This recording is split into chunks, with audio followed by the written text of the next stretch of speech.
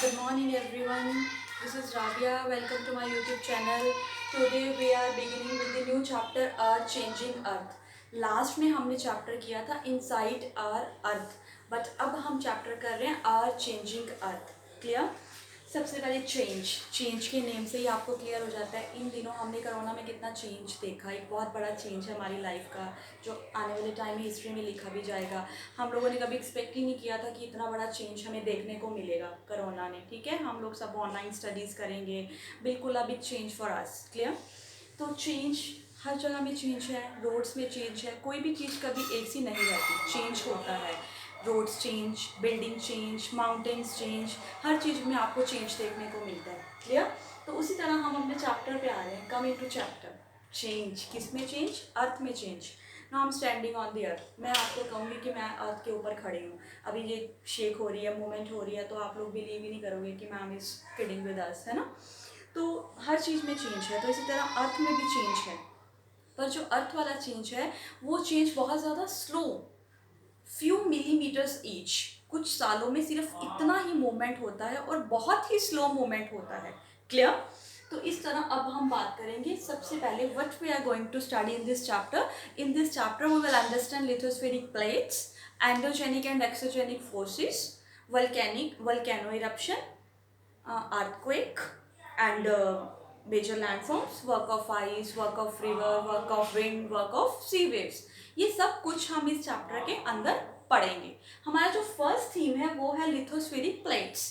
Lithospheric plates कैसी होती हैं, दिखने में कैसी हैं, और इसके पहले हमें समझना होगा लिथोस्फीयर को. लिथोस्फीयर क्या है? It is the hard top most layer of the earth. धरती की सबसे स्ट्रॉन्ग वाली जो क्रस्ट होती है, पपड़ी होती है, उसको हम लिथोस्फेरिक बोलते हैं, लिथोस्फीयर बोलते हैं. पर हमें यहाँ पे करना है लिथोस्फेरिक प्लेट्स. हमने सेकेंड चैप्टर इनसाइड अर्थ के अंदर लिथोस्फीयर को पढ़ लिया था. यहाँ हम कर रहे हैं लिथोस्फेरिक प्लेट्स. वो देखने में कैसी होती हैं? बिल्कुल ऐसे बनती हैं.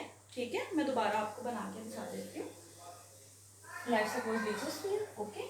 इसके अंदर छोटी छोटी जो प्लेट्स हैं, ठीक है, ये सारी एक जैसी नहीं है. कोई बहुत छोटी है, कोई बहुत बड़ी है. और आप ये भी देख रहे हो कि इनकी शेप टेढ़ी मेढ़ी जिगजैग, ठीक है, कोई एक सी नहीं है. इरेगुलर शेप है इनकी और हैं बहुत हार्ड कठोर पत्थर की तरह. Clear. And irregular that carry continents. ठीक है, डेफिनेशन में बाद में समझाऊंगी. पहले आप लिथोस्फेरिक प्लेट्स देख लो कि किस तरह देखने में लगती है. कोई छोटी है, कोई बड़ी है, कोई, ठीक है, इस तरह से हैं. तो जब ये लिथोस्फीयर है जो, ठीक है, is broken into a number of plates. जब ये टूटता है तो नंबर ऑफ प्लेट्स में टूटता है. तो इसको हम क्या कहते हैं? लिथोस्फीयरिक प्लेट्स. पर ये बहुत स्लो प्रोसेस है. ठीक है. उसके बाद हम डेफिनेशन को अंडरस्टैंड कर रहे हैं. अर्थ की जो क्रस्ट है अपने साथ, जब उसके ऊपर देखो ये लिथोस्फेरिक प्लेट्स बनती कैसे हैं. कोई भी चीज़ है, एक चीज़, कोई पत्थर मैं आपको दिखा रही हूँ, कोई पत्थर, ठीक है, लेट्स सपोज ये पत्थर है एक. इस पत्थर के ऊपर हवा, पानी, बारिश, हर चीज़ इसके ऊपर हो रही है. लाखों सालों बड़ा पुराना पत्थर है ये. तो इसके बीच में थोड़े टाइम बाद आप देखोगे, सालों बाद, तो इसके अंदर एक क्रैक्स आ जाएगा, दरारें आ जाएंगी. ठीक है. तो इसको ये क्या हो गया? नंबर ऑफ प्लेट्स में टूट रहा है. बिल्कुल इसी तरह लिथोस्फेरिक प्लेट्स की हम बात कर रहे हैं. जो हमारा अर्थ क्रस्ट है कंसिस्ट ऑफ सेवरल, बहुत सारे लार्ज और स्मॉल पीसीज में ये टूट जाते हैं. रिजिड है, पत्थर की तरह हार्ड है और इरेगुलर शेप है इसकी. इसकी जो प्लेट्स हैं वो इरेगुलर है, एक सी नहीं है. और अपने साथ क्या लेके आते हैं? Continents and ocean floors.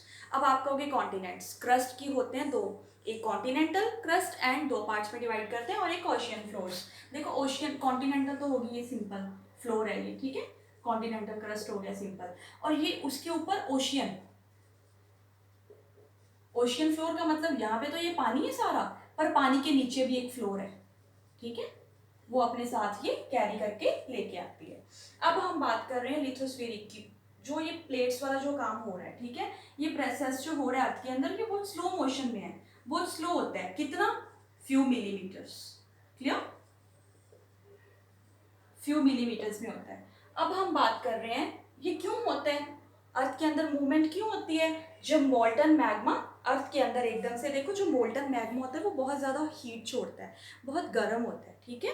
जब वो मोल्टन मैग्मा अर्थ के अंदर एकदम से अंदर अपना प्रोसेस स्टार्ट करते हैं, ठीक है, उसकी मूवमेंट स्टार्ट होती है तो अंदर ही अंदर वो एकदम से पहले ऊपर जाते हैं, सॉइल को खाते हैं, फिर नीचे आते हैं इस तरह। तो जब क्या होएगा, जब मूवमेंट होएगी, मूवमेंट के बाद जो अर्थ का सरफेस है वो बिल्कुल चेंज हो जाएगा।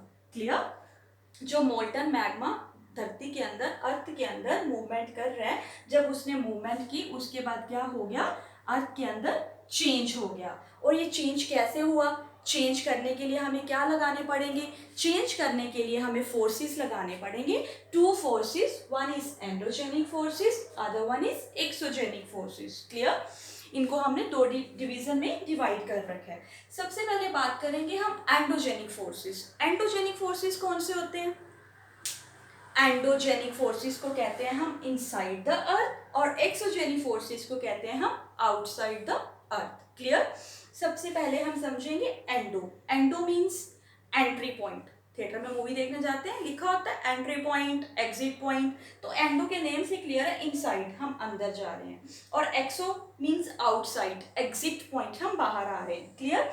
इस तरह ये बना किसके ओरिजिन से? जेनिक वर्ड से। Endogenic, exogenic, inside, outside. हम इसको अंडरस्टैंड करेंगे कि एंडोजेनिक फोर्सेस कौन से होते हैं और एक्सोजेनिक फोर्सेस कौन से होते हैं। एंडोजेनिक फोर्सेस के अंदर मतलब जो प्रोसेस अंदर ही हो रही है अर्थ के, ठीक है, उसको हम कहेंगे एंडोजेनिक, और जो प्रोसेस अर्थ के बाहर हो रही है उसको हम कहेंगे एक्सोजेनिक। अब हम बात कर रहे हैं एंडोजेनिक के अंदर कौन कौन से फोर्सेस आते हैं। एक तो आएगा सडन फोर्सेस, अर्थक्वेक, ठीक है, भूकंप। दूसरा वल्केनो। वल्केनो इरप्शन तो बच्चे एक्टिविटी कर ही देते हैं, करते हैं, मॉडल्स बनाते हैं एग्जीबिशन में। वोल्केनिक इरप्शन तो हमने 6th क्लास में भी करा था। क्लियर?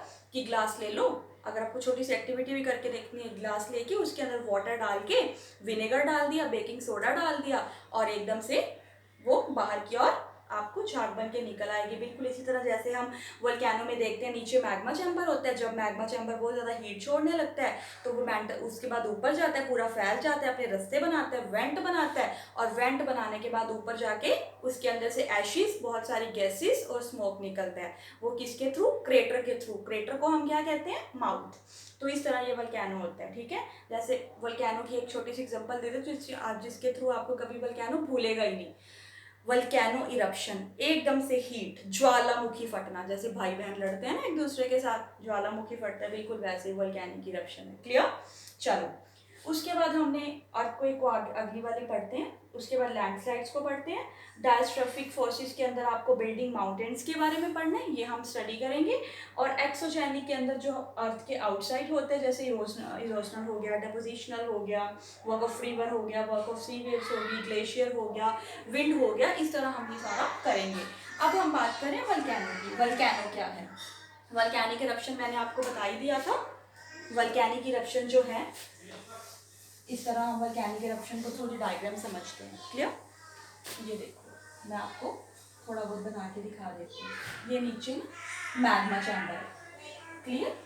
ये बहुत ज़्यादा गर्म है, ये मैग्मा चैम्बर है, ये बहुत ज़्यादा हीट है, ठीक है। उसके बाद इधर वेंट है पाइप के थ्रू, यहाँ क्रेटर है। क्लियर? वेंट मतलब ओपनिंग, यहाँ पे मैग्मा चैम्बर हीट करता हुआ अपने वेंट रस्ते बना के बाहर से निकल रहे एकदम से, ठीक है।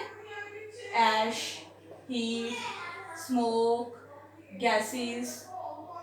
वैसे तो वल्केनो, जब भी हम वल्केनो का नेम लेंगे ना, वल्केनो के नेम से ही आप लोगों को क्लियर है, यहाँ पे इंडिया में अभी तक कोई वल्केनो एक्टिव नहीं है। अगर हम बात कर रहे हैं इंडोनेशिया, एकदम से हमारे दिमाग में इटली आएगा, हमारे दिमाग में इंडोनेशिया आएगा। 1815 की बात है, हाईएस्ट रैंक वल्केनो इरप्ट हुआ था। कहाँ पे? टेम्बोरा के अंदर, माउंट टेम्बोरा के अंदर, 1850 का बिल्कुल लेटेस्ट वाला डाटा जो आपके बुक्स के अंदर लिखा भी हुआ है। क्वेश्चन भी आपको एक्स्ट्रा में बन के आ सकते हैं। क्लियर? तो इस तरह जो वल्केनो हीट बढ़ने के बाद एकदम से बढ़ता है, इरप्ट हो जाता है, मोल्टन मैग्मा जैसे ही सडनली इरप्ट होता है, बिल्कुल वल्केनो इरप्ट क्लियर हो जाता है, ठीक है। इस वीडियो में हमने वल्केनो को समझ लिया। जैसे वल्केनो इरप्ट हुआ उसके बाद क्या हुआ? इरप्शंस होने लग गई, फिर वाइब्रेशंस होने लग गई। जब वाइब्रेशंस होने लगी तो वाइब्रेशंस के बाद क्या हुआ? उन वाइब्रेशंस ने अर्थ के ऊपर एक ट्रेवल करना स्टार्ट कर दिया। जब इन्होंने ट्रेवल करना स्टार्ट कर दिया, दैट मीन्स अर्थक्वेक। अब अर्थक्वेक, इसी के अंदर ही हमने अर्थक्वेक को समझ लिया। तो इसके दम से एक बात से क्या होता है? अर्थक्वेक आता है। अर्थक्वेक मीन्स भूकंप। मैं उसको आपको अगली वीडियो में समझाऊंगी। अर्थक्वेक एंड मेजर लैंडफॉर्म का वर्क हम डिस्कस करेंगे। Thank you.